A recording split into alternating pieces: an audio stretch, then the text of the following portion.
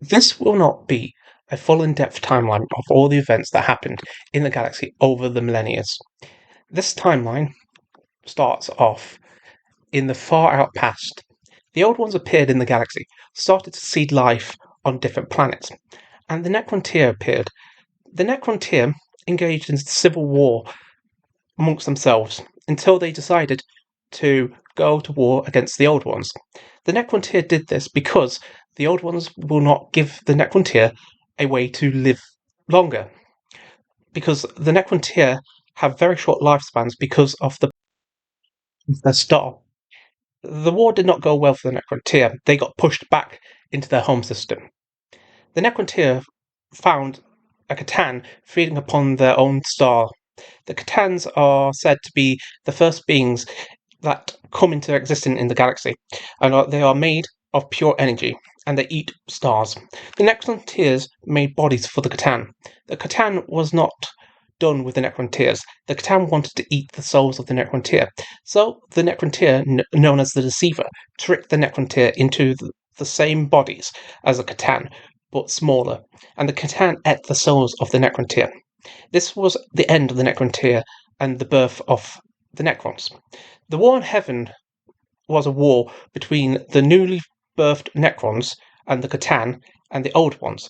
They had help with the uplifted races like the Eldari and the made races like the Kroot, who would become the Orcs in the modern day of 40k. As the war went on, the warp had got more aggressive and entities appeared in it. Some of these entities were starting to hunt psychers, known as enslavers.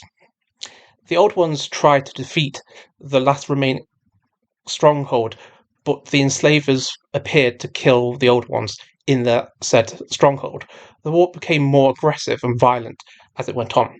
As the War of Heaven ended, the Catan and the Necron won the war. Sarek the Silent King led his people into a revolt against the Catan and seized the Catan shattered and enslaved them. The Silent King told his people to go into dormancy and wait for the right time to come out from the Tomb Worlds and take the galaxy for the Necrons. And he went into exile outside of the galaxy. Now that the Eldari is on the rise in the galaxy, at the same point, at the same time, humanity came into being. At some point, the Emperor of Mankind was born, and the Chaos Gods, the three of them, was born as well. Khorne, Tzeentch, and Nurgle came into being, and the Perpetuals emerged at the same time as the Emperor. Age of Terror is the earliest point of human history. Mars was terraformed and settled in M3. The next is the Dark Age of technology. Lots of technology was made, and STCs were in this age. This age happened in the same time as M15 to M25. Humanity began to colonize the nearby solar systems. The navigator gene came into being in M18 or M19. The Men of Stone are artificial creations that would go on to make the Men of Gold and began to colonize the galaxy. This happened in M21. The first human cycles are popping up in M22. The Men of Iron, they came after the Men of Gold. The Men of Iron started the cybernetic revolts in M23. In M25, the end of the Dark Age of technology happened because of the powerful warp storm appeared throughout the galaxy that would lead to the Age of Strife, and abhumans evolved on these isolated planets. The Eldar Empire was falling deeper into hedonism. Age of Strife, or Old Night as it sometimes gets called, began in M25 to M30. This warp storms cut off humanity from one another, and most planets believe that they are the last of humanity. In M19, some Eldar left the Empire. The exiles who got far from the heart of the Empire, and the Craftworld Eldar who made craft worlds from Wraithbone. The Eldar Empire was getting worse. The Eldar Empire made a new Chaos God as they fall. Slaanesh. Slaanesh ate all the Eldar gods but three. Cataract the Laughing God. His followers, the Harlequins, were safe being in the webway, just like the Dark Eldar. Pain, who was shattered by Sinesh and was the Shard's part of the Craftworld's Infinity Circuit. Isha, who was captured by Nurgle. This is the fall of the Eldar Empire. This made the Eye of Terror came. A warp storm died down all over the galaxy at the same time as the Craftworlds and the Exiles were leaving. The Emperor started the Unification Wars of Terror. At the end of the Unification War, he started a new project, the Primarch Pro. Some point before he could use the Primarchs were ripped away from the Emperor. It was scattered throughout the galaxy by the Chaos Gods. The Emperor started the Great Crusade, which, with his Space Marine legions, the Emperor found his lost Primarchs, and they joined up with the legions in M30. There's a lot of events that happened in the Horus Heresy. I will not go over all the events. I will make a video on the Horus Heresy when I finish the Horus Heresy book series and the Siege of Terror as well. In M31, the Horus Heresy began. The Horus became War Master, and the Emperor of Mankind went back to Terra to work on the Webway project. Horus had been corrupted by the Chaos Gods by showing him what the Emperor wanted to be a god. Magnus tried to stop Horus from falling to chaos, but he did not stop Horus. He went to the Emperor through the warp. He made a hole in the protection in that the Emperor put over Terra to keep the Chaos Gods out.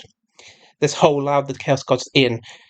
Horus swayed Angron and his World Eaters, Fulgrim and the Emperor's children, Mortarion and his Death God, Lorgol and his Word Bearers pushed the other legions into the Chaos God's hands, and Perturabo with his Iron Warriors joined as well.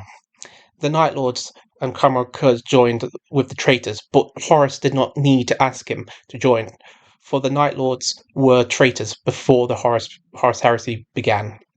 Magnus did not join the traitors at first. He joined them after the Space Wolves burnt Prospero, the homeworld of the Thousand Suns.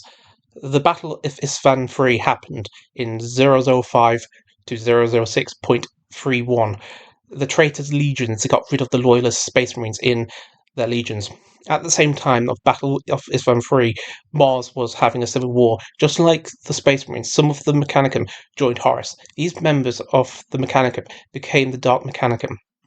The next events that happened in the Horus Heresy is the Drop Site Massacre, where the Salamanders, Raven Guards, and Iron Hands, with their Primarchs, went to fight Horus. The traitor legions massacred the Raven Guard, Iron Hands, and Salamanders, and Pharos Manus got decapitated by Fulgrim in the battle. Roboute Guilliman believed that the Emperor is dead because of the Runestorm cutting the terror off from him. The Ultramarines, the Blood Angels, and the Dark Angels, and their Primarchs could not get to Terra to help the Emperor fight the traitors. Gillis made Emperor Secundus, where he and the other two brothers, Sanguinius and the Lion, would rule. Guilliman gave Sanguinius the title of Emperor, but Cameron's curse came with the Lion.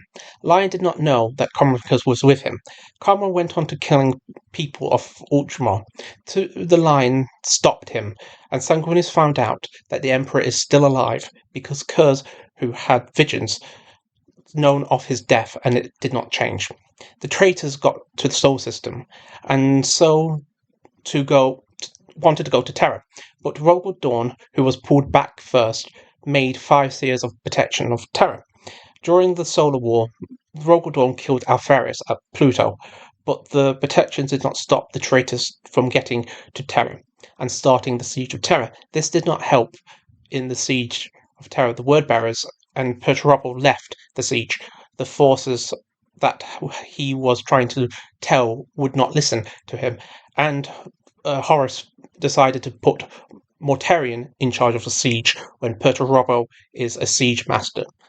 With this, his pride was shattered, and he decided to cut his losses. And Lorgar was not, and his word bearers were not even involved.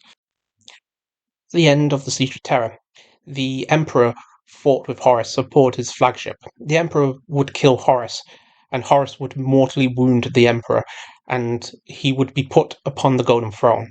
The Codex Astartes was written by Roboute Guilliman to break up the legions and made them into chapters. Some of the Primarchs did not want to break up the legions, but eventually all the Primarchs did break up the legions, bar one. That is the Space Wolves. After the siege, the Loyalists wanted to push the traitors into the Eye of Terror, and most of the Primarchs got killed or went missing at this period. This event is called the Great Scouring, and they're making a book series on these events. In 554.M31, the War of the Beast, that would be a war that a big orc war would be happening. It's the biggest since the Great Crusade. The Death Watch was founded to fight Xenos after the War of the Beast. In M36, the Age of Apostasy happened. The Age of Apostasy had the Ecclesiarchy grow in power over the Imperium by George Vandire, who became the one of the High Lords of Terror. He would get the daughters of the Emperors, the predecessors to the Sisters of Battle, to join him and would lead him to be in charge of the Imperium until eventually one of those sisters, daughters of the Emperors, killed him. Because the leader of the daughters of the Emperor would go in front of the Emperor, and we do not know what was said to that daughter, but she decided to kill Dodge Van Dyler there. This would be the end of the Age of Apostasy, and the Ecclesiarchy cannot have men under arms. That's why they have the Sisters of Battle. It's a loophole that they have. Now it's M41. I will be not going over all the events that happen in this time period, but I will go over some of the events.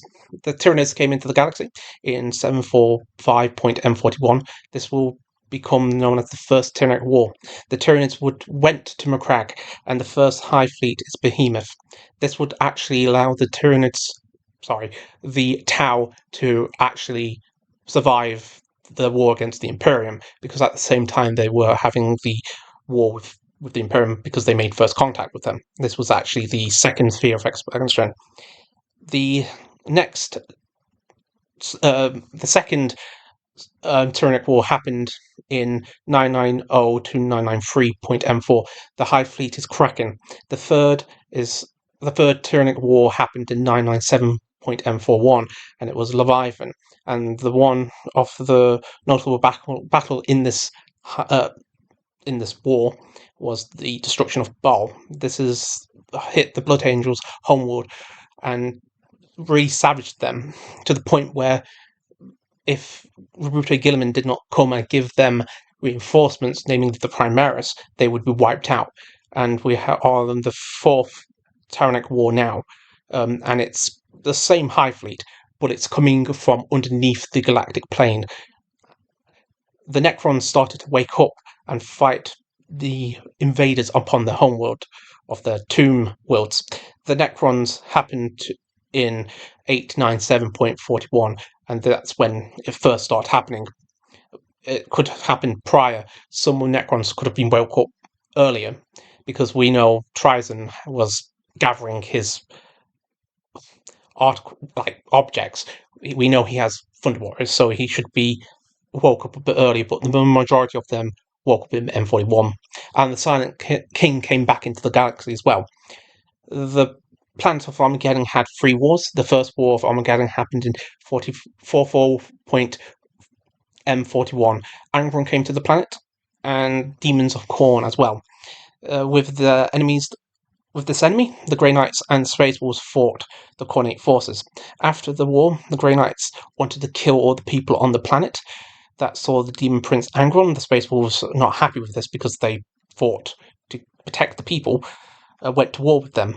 This would be known as the Months of Shame, to the point where the Grey Knights literally said they had to compromise, and the Space Marines got mind wiped while the people of Armageddon got worked until death, and the planet of Armageddon was replaced. The only person who knows of the Grey Knights is the Space Wolves Chapter Master. The second war for Armageddon had Ghazghkull Magfraka, who is the biggest orc war boss in the modern 40k. This war happened in 941.M41, It was namely seeing his rivalry with Commissar Yarick. Um, Glasgow actually liked Yarick, or seen him as a useful thing, because he actually let him go when he was captured. The Third War for Armageddon happened in 998.M41. Glasgow invaded Armageddon again. The 13th Black Crusade happened. The Black Crusades happened in the past as well. For the most part, they were just meant to weaken the Imperium. One of the notable ones, the Gothic War. But the 13th Black Crusade happened in 99.M41. The Black Crusade would lead to the destruction of Cadia, being destroyed by Abaddon the Spoiler. All the Black Crusades were led by Abaddon the Spoiler. This event would make the Great Rift happen. At the same time as this, Yunari was founded because their god came into being around this time, Yuned. That would They believe that Yuned would destroy Sinesh. The Yunari would lead to the Beltan being destroyed. Rubute Gilliman came back to life with the help of the Yunari and Balisaurus Call. Rubute Gilliman went back to Terra to talk to the Emperor. We don't know what they said between each other, but when he came out, he had the Emperor's sword. Now we're in M42. Rubute Gilliman launched the Indominus Crusade to help the other half of the galaxy that was cut off by the Emperor's light, because the Great Rift made it hard for the Astronomicon to pass through. The Plague Wars happen, bringing him back to Ultramar. This would lead to Rubute Gilliman fighting Mortarion in Garden of Nurgle and actually burning down some of the garden because he was empowered by the Emperor and possessed.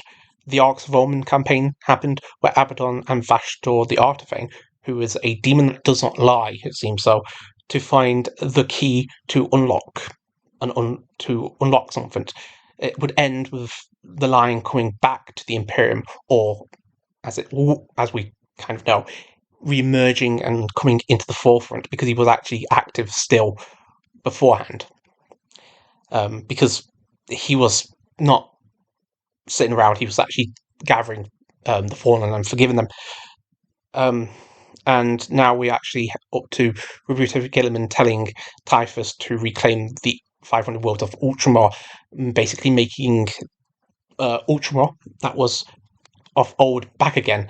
And from the book of Maelstrom, the newest book at the time for the end of campaign, the Inquisitors of the Ordo Adeptus looking at Gilliman with suspicion and wanting him to be stopped, or for him to have less power.